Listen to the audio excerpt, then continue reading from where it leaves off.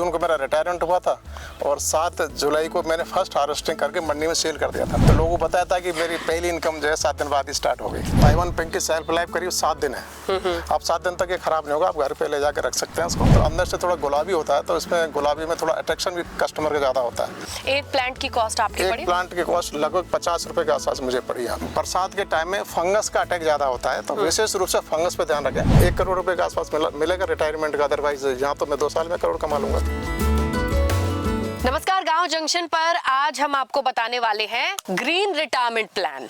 Retire सभी होते हैं, रिटायरमेंट की प्लानिंग सबकी होती है, लेकिन मैं कहूँ कि रिटायरमेंट को कोई एक डॉक्टर पहले से ही 2 साल पहले प्लान करे, वो भी एकदम ग्रीन वे में। हमारे साथ हैं डॉक्टर साहब। 30 जून को मेरा रिटायरमेंट हुआ था और 7 जुलाई को मैंने फर्स्ट हार्वेस्टिंग करके मंडी में सेल कर दिया था।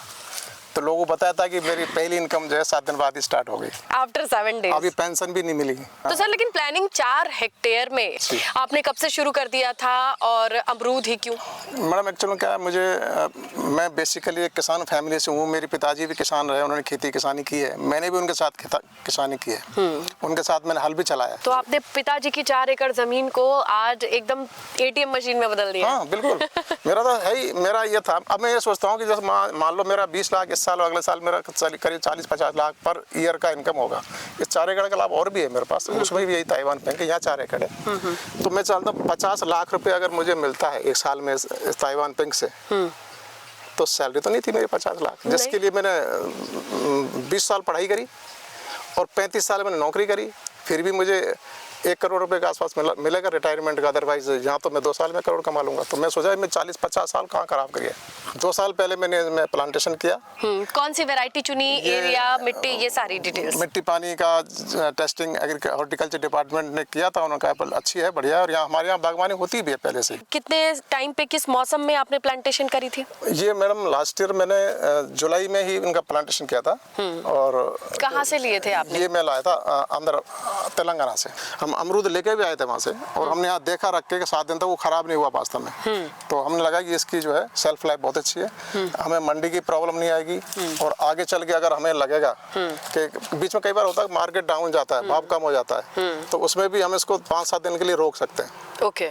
पिछले साल कुछ भाव कम हुआ था, तो हमने इसको 7 दिन तक तोड़ा ही नहीं, हार्वेस्टिंग नहीं करी, और जैसे भाव बढ़ा हमने हार्वेस्टिंग शुरू कर दी। तो ये सब फायदा होता है।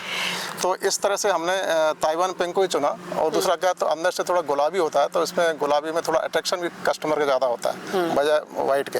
अब मैं तो अपने हिसाब से इसको लगा के ड्रिप लगवा रहा था ऑन कॉस्ट मार्केट से। मैंने कभी गवर्नमेंट की सब्सिडी के बारे में ध्यान भी नहीं दिया, और मैं कभी कोशिश भी नहीं करी जानने की। तो हमारे एक ग्राम सेवक जी हैं यहाँ पे, हेम सिंह जी, जो हॉर्टिकल्चर के ग्राम सेवक लगे हैं, वो आए थे मेरे पास, बोले साहब आप लगवा ही रहे तो क्यों ना सब्सिडी ले लो गवर्नमेंट। मैं तो कहीं नहीं गया, और उन्होंने उस सब्सिडी भी गवर्नमेंट किस पे मिली।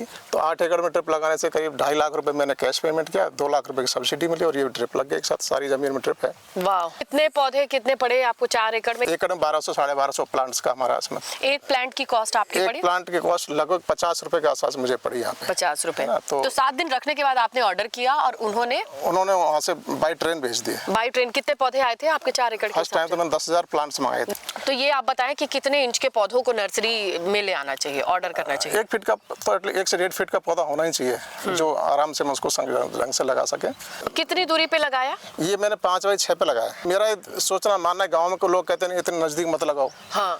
मेरा मानना है कि पौधा जो है फ्रूट तो देगा, पौधा खेत तो फ्रूट नहीं देगा। नहीं।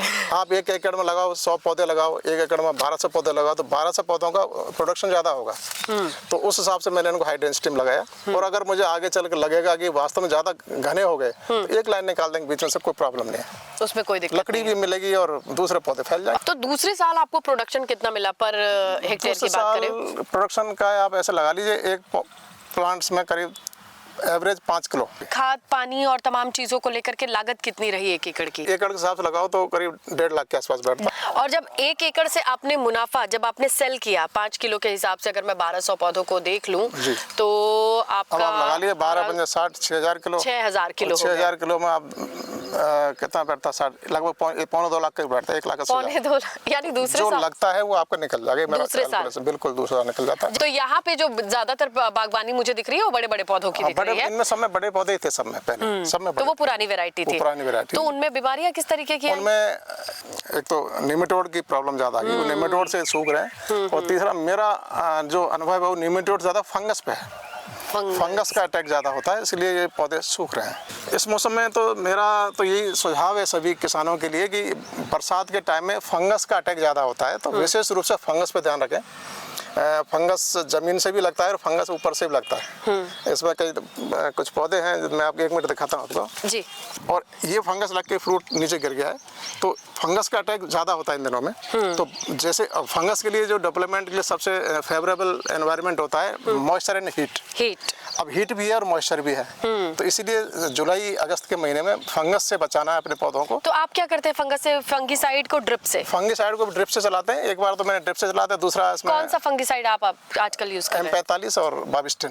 अगर 15-20 दिन नहीं कर पाओ तो बरसात में तो 15-20 दिन करिए, बाकी आप महीने में एक बार तो कर ही दें फंगीसाइड, तो फसल आपकी निरोगी रहेगी, इसमें कोई रोग नहीं होगा। इतने छोटे छोटे फूल, पौधों में इतने फूल और इतने बढ़िया फल मैंने खा के भी देखे। अभी ये जो इसमें फूल देख रहे हैं आप, ये जो फूल आ रहा है ये एक्चुअली बरसात के टाइम का फ्रूट है। ओके। ये अक्टूबर के महीने में शुरू हो जाएगा, अक्टूबर में ये फल में बदल जाएगा। फल में बदल जाएगा, अक्टूबर में मार्केट चला जाएगा। ये अक्टूबर का मार्केट क्रिएट कर रहा है आपका। अक्टूबर नवंबर दिसंबर तक चलेगा। ये दिसंबर तक चलेगा। दिसंबर में अक्टूबर के नवंबर दिसंबर से इसमें फिर फूल आएगा, तीसरा राउंड। ओके। वो आपका मार्च और अप्रैल में चलेगा, लेकिन मार्च अप्रैल में थोड़ा सा मैं इस बार प्रमोट नहीं करूंगा प्रोडक्ट फूल। क्यों?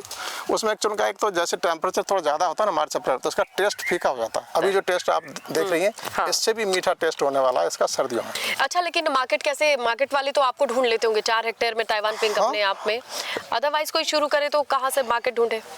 मार्केट के लिए तो जो मंडी है नज़दीक हमारे यहाँ, तो ज़्यादातर जो ज़्यादा जब प्रोडक्शन होता है, अच्छी क्वालिटी होता है, सीधा दिल्ली जाता है आजादपुर मंडी। ओके। यहाँ से बहुत सारी गाड़ी जाती है सर्दियों में दिल्ली, कम से कम 25-30 ट्रक जाते हैं पर डे। सावर में माना जाता है कि बहुत सारी नींबू की बागवानी, ये सब अच्छी मिट्टी यहाँ सपोर्टिव है। हाँ, मिट्टी अमरूद पे लोग आए करीब 15-20 साल पहले।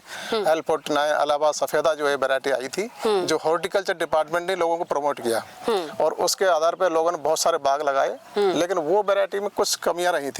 जैसे कमियां थी कि एक तो अगर आज आपने उसको नहीं तोड़ा तो कल आपको नीचे जमीन में गिरे हुए मिलेंगे, वो गिर गए तो मतलब गया, वो खराब हो जाते हैं। आपको डेली हार्वेस्टिंग करना जरूरी है उसका।